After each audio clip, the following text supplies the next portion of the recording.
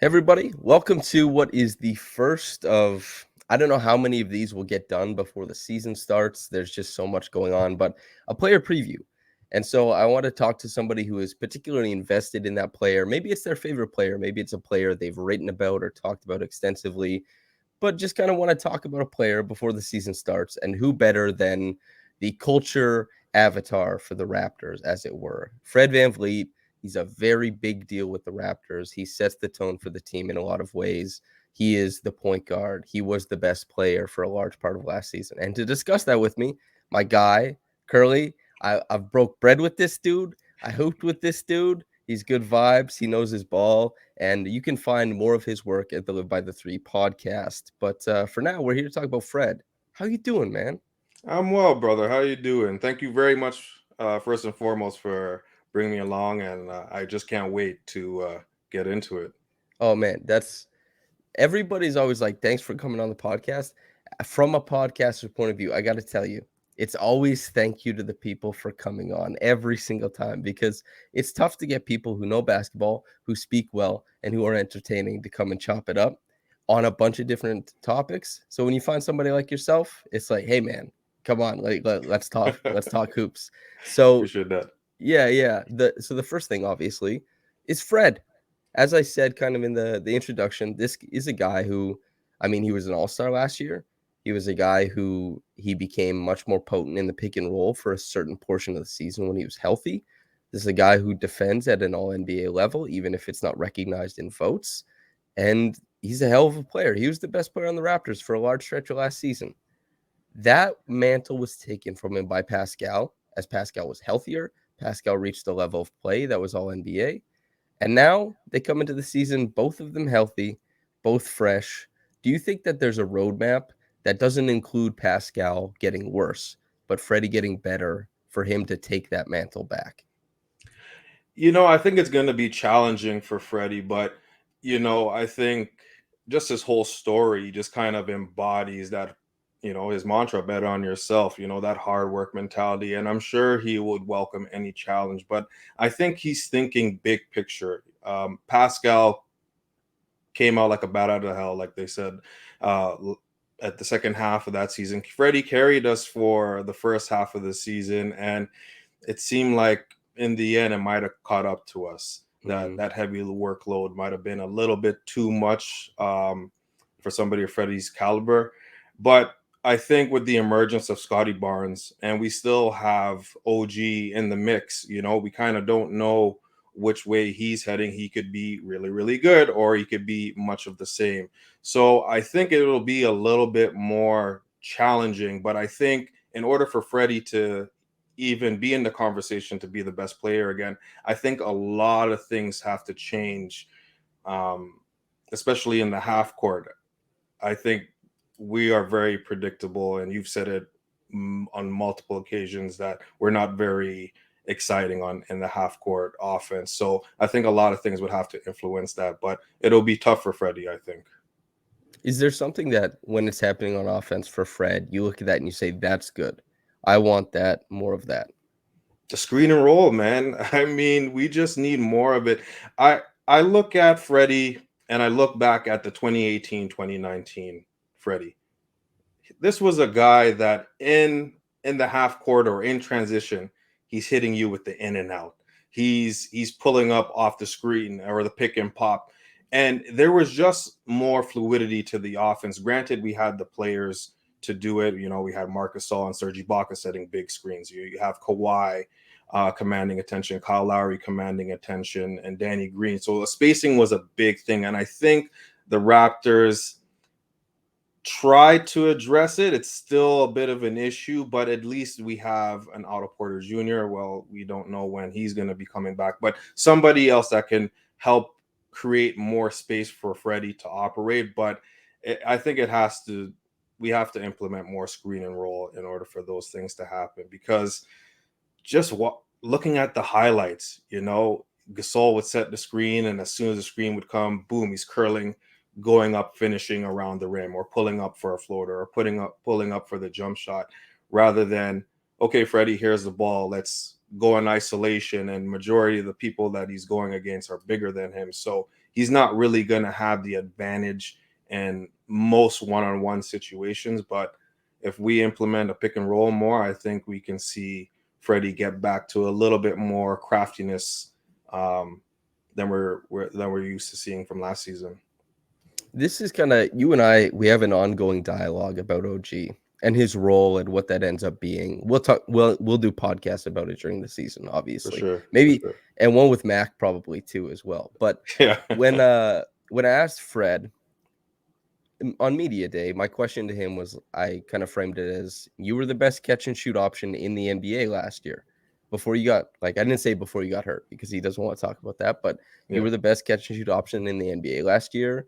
You also for the first time were a guy who took more pull-ups than other types of threes. And, is there any way that you want to try and get back to taking more catch and shoot opportunities, to playing off of guys like Scotty, to playing off of guys like Pascal? And as you say, bring the screen and roll into it. That doesn't mean that Fred is just the guy on ball. That means that Fred is one of the five best guard screeners in the NBA. He can slip, he can give you the hard screen, he can ghost it. He will find space working off of those actions. And I think, like I wrote about this, if anybody wants to go to raptorsrepublic.com, it's called Offensive Wrinkle Pascal Siakam, and how Fred kind of plays into that as a screener. And Fred, I just want to see him be used in more intentional actions. And they do that sometimes with other types of things. Like Horns Flex, they have it so that he sets about the flex screen for OG and then he funnels into like a pin down and that can become Hmm. a DHO or a pick and roll, whatever.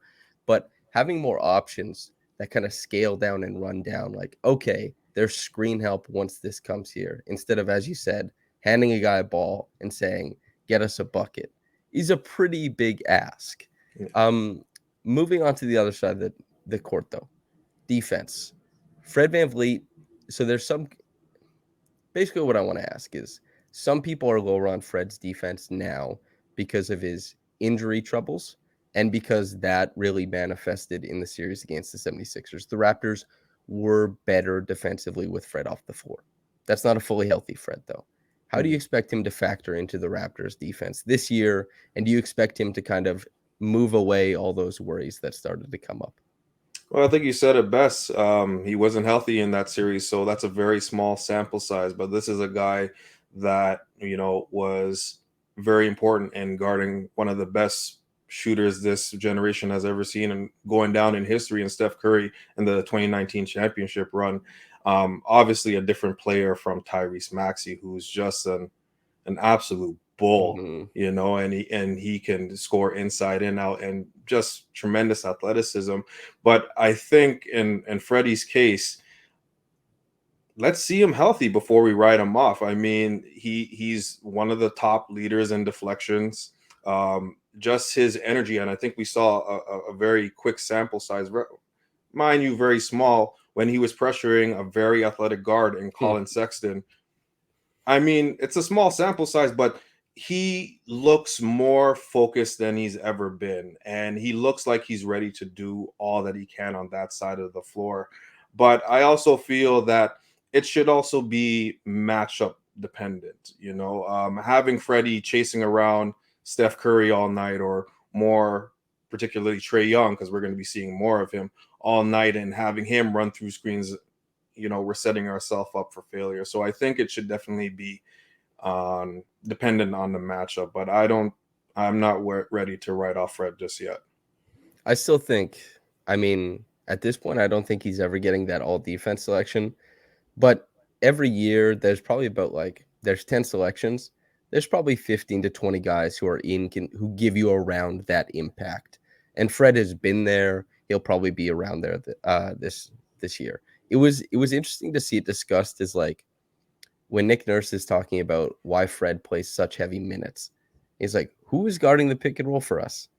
It is the Raptors. For those, they succeeded with the no guard lineups. Absolutely, they did. It looked different. But if the Raptors want to play more conventional defense, nobody comes close to emulating the impact of Fred at the point of attack.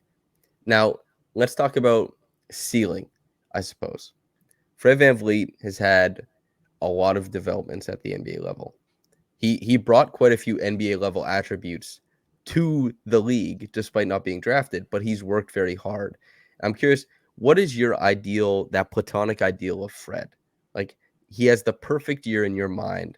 What does that look like? Again, I go back to 2018, 2019. Granted, he was coming off the bench, but when he was on the floor, he was looking to be impactful any way he can.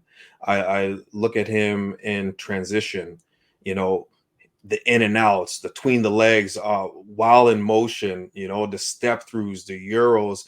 While he didn't euro that much in transition, but just keeping the defense on its heels. I think, and then obviously the motion and the pick and roll and the pick and pop, and as you said, on the pin down, setting the screen for bigger guards that were then flashing out on the wing to hit a corner three or even pump fake. There was many times where he pump faked and blew by the defender and finishing with the reverse. So when I think of peak Freddy, I want to see a blend of Freddy from 2018, 2019, and last year's Fred, because we don't know where we would be without one of the best catch and shoot shooters off ball in the league. Our offense would be beyond stagnant, and then we would be dependent solely on Pascal to isolate, OG, Scotty, and to a lesser extent Gary Trent. We see what that looks like. That's just going to be a between the legs, step back, fade away, contested jumper. So I think that to me is a blend of perfect Fred. So last year, was that maybe it was a bit rich as far as the usage in your mind? Yeah, I mean, but at the same time too, can we really complain? Because as you said, who's going to give you that production, especially at that guard spot? Yes, we're going unconventional with the big point guard in a Pascal or in a Freddy or at times in an OG. Now even Precious is bringing up the ball, Mm. but sometimes on defense that might not be very ideal. You know what I mean? So we have to be, I guess you can say, less predictable on that side of the ball. Throw in a wrench every now and again, obviously, because Freddie can play off the ball, but I think we need to be a little bit more conventional if we're going to be taking that next step going forward. Do you think that it's possible that he makes it back to the All-Star game this year, or do you consider that unlikely? I think it's going to be tough. We got DeJounte Murray in the mix now. We got Tyrese Maxey that looks poised to make a leap. You still got Trey Young, and there's so many great guards, and we can argue about whether Toronto gets the respect that it deserves. I mean, we get it up here for obvious reasons, but down south not so much. But neither here or there. But I think if he's going to make the All Star, I think we're going to be paying a heavy toll again. He's going to have to be playing heavy minutes. He's going to have to essentially prove his worth, which I don't really think is fair. But let's face it, Freddie's not a sexy player in comparison to some of the younger guards. So Mm-hmm. I don't see the fan base that outside of Toronto really paying attention to that. But who knows, man? It's just going to be tough for him, I think. That's that's the funny thing about Fred is he gets lost in the shuffle of people who, if you don't want to discuss the big things about basketball, or if that's what the way you want to discuss basketball is only through the big lenses of stuff, Fred will definitely get lost in the shuffle because when you look at, the points per possession on certain pick and roll types and how good he was against drop, and that was the fuel for the Raptors start to the season, and eventually a massive part of them getting the fifth seed, finding their way out of the play-in scenario and into this hard and fast you're in the playoffs seeding. And additionally, like, some of the more proprietary statistics that nobody really gets to see, but Fred is one of the most effective tag men in the NBA. So if he's on the weak side and they run a pick and roll, who's going to blow up the pick and roll? It's not going to be the Raptors big who does it. It's going to be Fred who's tagging the roll man, who's getting that dig down in there. And a lot of the numbers that say Fred is awesome just aren't publicly available. This is a guy who succeeds at all the little spoken things about basketball. And that's why you can see it in net rating, you can see it in his impact stuff, but it's not exactly inherent for somebody to just pick up basketball, start looking at basketball reference and see where this guy's at. But the next thing that I want to talk to you about is, do we think that'll be reflected in his payday? Extension eligible. This is a guy who, he skirted the talks about it at Media Day. It was like one of the first questions he was asked because people are like, hey, what's the money situation? Are you getting the bag? Are they giving it? Are you guys arguing about it? And he's just like, hey, I don't want to talk about that. But Tyler Hero just got 4 years, 130 million. And so did RJ Barrett. Uh, there's guys looking for money. The cap is going up. Fred VanVleet, even if he's not an all-star, he will give you an all-star level of wins every year to do like the baseball thing, wins above replacement, something like that. He'll Yeah. give you the impact. Where are you at with the Freddy negotiations / expectations? Pay him. It doesn't get it doesn't get much simpler than that. Pay him. I mean, you outlined everything. I don't have to break it down any further. He is valuable to our team. He's not a very sexy player, but what he does is very sexy. All the things that you have mentioned. His overall impact. Which player, if we let him walk, which player is giving us that impact coming up in free agency? It's not going to be D'Angelo Mm-hmm. Russell, and that's just the name I'm just thinking off the dome. You know what I mean? Tyler Hero got paid because of what he means to Miami Heat. And I think Fred VanVleet is here. What does he mean to the Toronto Raptors? He's a winner. He's a champion. And just pay him. I can't say it any better. Jalen Brunson got the bag.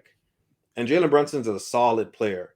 But is he as impactful as a Fred VanVleet? We can debate that.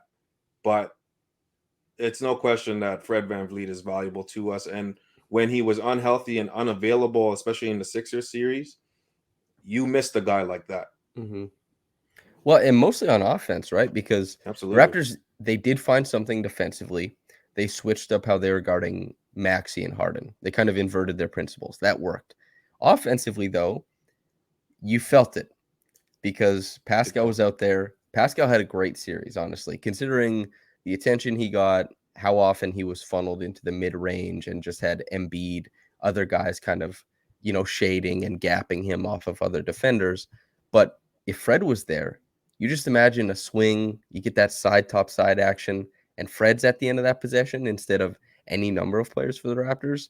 You just feel so much better. And that was reflected in the 76ers. They had a huge sigh of relief that he wasn't on the end of those swinging possessions either. And yeah, I think you laid it out perfectly, is that pay the dude, because who are you getting that can replace that type of impact?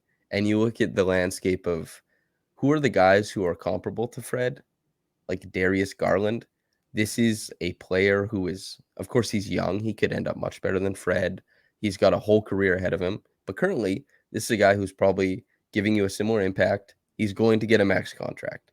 The guys who are like Tyler Hero, RJ Barrett, Jalen Brunson doesn't make as much of those two, but all these guys, if you ask like a team, you got one shot to win a championship this year. You can choose from any of those players. You might go 30 for 30. The teams are choosing Fred VanVleet. He's that good.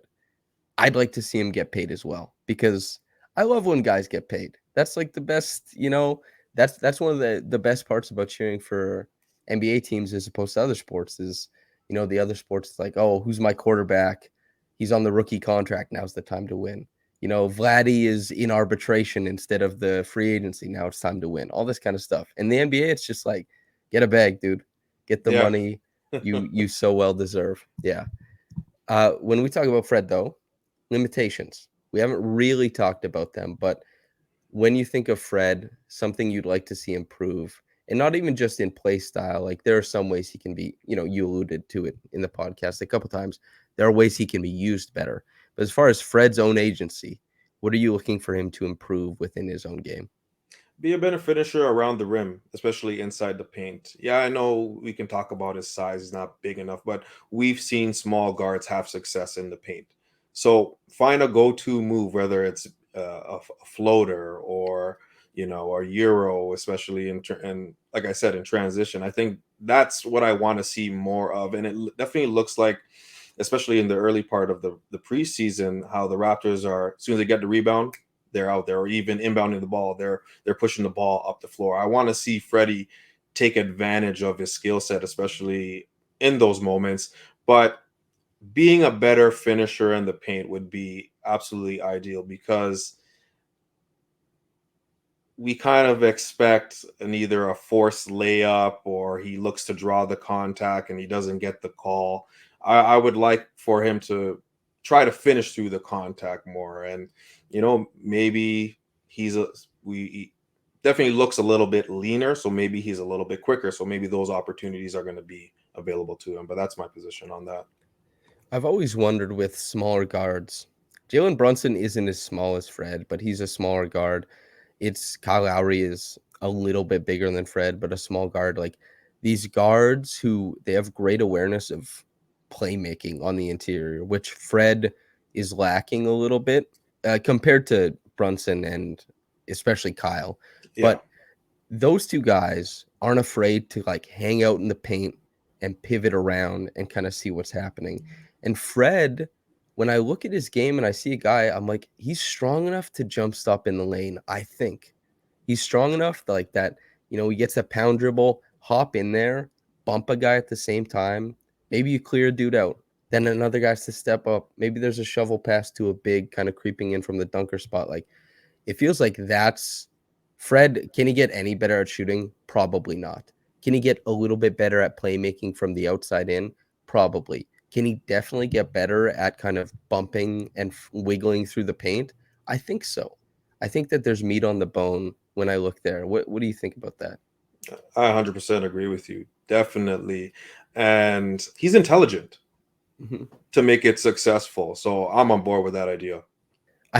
I I've eaten crow when it comes to Fred so many times. Like after each season, I do that thing where I'm like, I think I can perceive the ceiling of this dude. I've seen what he's struggled with, and now I'm seeing like I think this is the natural endpoint of his progression. And kind of every time he keeps adding stuff, and then I have to come back during the season and say, "Hey, I was wrong." By the way, like last season, he had his. It's still not good, by the way. You're absolutely correct about the finishing, but he had his best finishing season before he got injured. And part of that was he was just pushing in transition more often. Like grab and go stuff. There's less guys in the paint. There's less for Fred to worry about, and it's just little things like that about how those, as you say, intelligent players with great feel for the game, how they input themselves. We sometimes underrate how they figure out how to get better. And so we're circling, the final conversation or the final point of this is that when a player has such a great feel for basketball like Fred does, it can sometimes seem a little bit fruitless to try and chart a course for his development because he might find something that we couldn't even think of because he's on the floor doing it. I look at Pascal as an example. He's a great example of somebody that's constantly adding. And I mean, in basketball years, he's getting up there. I think he's going to be 29, if I'm not Mm-hmm. mistaken.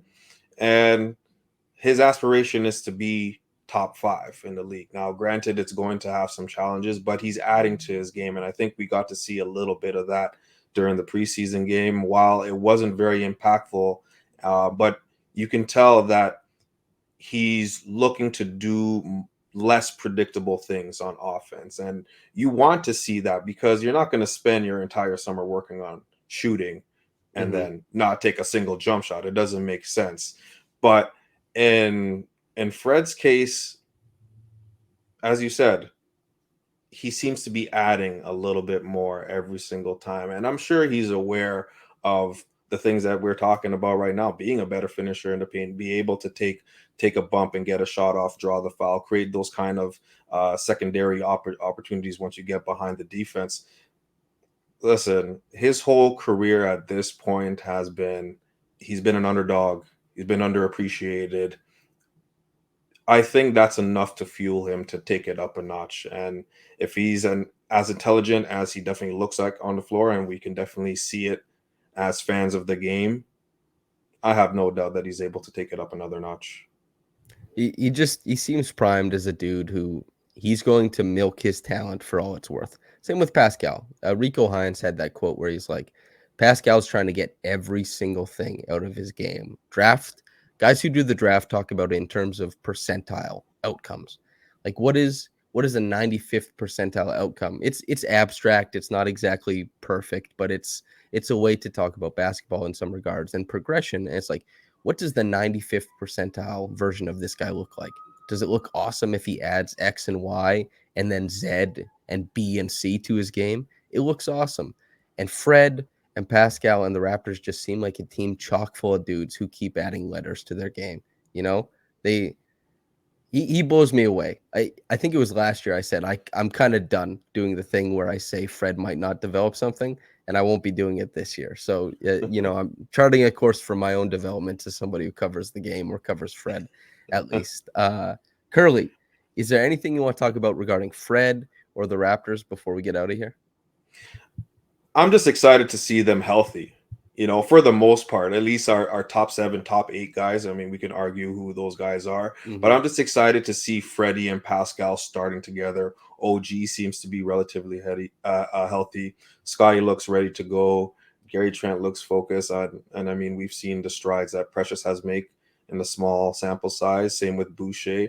I'm excited just to see everybody healthy and ready to go. Me too, man. Um, yeah, but hey, plug yourself, dude. Like the people are here, they're listening. Tell them where to find you. Oh, well, I'm on Instagram at live by the period number three. I'm also on Twitter at live by the 03. Somebody took my handle. I don't really appreciate that. But yeah, I'm just a passionate Raptors fan looking to get content. I know Raptors Twitter especially is hungry for Raptors content. But yeah, we focus mainly on the Raptors, touch on a little bit on NBA. Definitely trying to change the approach. I actually have a full season that I'm going to be able to work with. I started in January, so the halfway mark of the season. So I'm excited to get some preseason stuff in, some season preview stuff, and keeping tap on the Raptors. So definitely check it out. I'm wherever you get your podcasts. And listener, viewer, whichever it is, Curly, that's my guy. Okay, that's the cosign. Make sure to go follow him. Tune in with Live by the Three podcast. And yeah, enjoy the work this season, man. Listener, viewer, thanks for tuning in. If you're watching on YouTube, like the video, that helps. If you're listening on the podcast channel, just keep doing your thing. Thanks for tuning in. Curly, everybody listening, we'll see ya. Peace.